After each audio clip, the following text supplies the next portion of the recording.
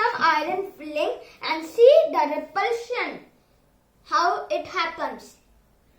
So the items: 2 bar magnets, iron fillings, and a sheet of paper and a tray.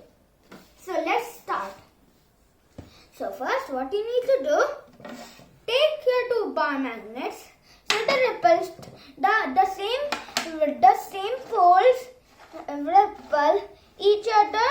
Like this, you can see I'm trying to move it, but now it spins it around. So now that's attraction. If 2 poles are different from each other, they attract like this and form like a single bar magnet. So first what you need to do, as if I do it closer, you can see they try to move away. So I'll do it a little bit far like this. Then I'm going to take my sheet of paper and do it over the bar magnet. Now I'm going to sprinkle my iron fillings. It will take a little bit time, so I'll continue later.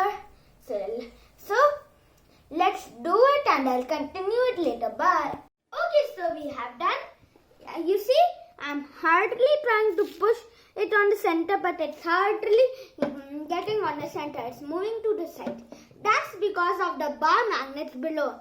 They repel. So that's the reason why bar magnets are doing the same. So the rectangular ones are the bar magnets below, and this is called the magnetic field lines. Area around a magnet that is affected by the magnet is called its magnetic field. I hope you like this video. So, and please share and subscribe to my channel to do the YouTube algorithm. So, I hope you like this video. Bye.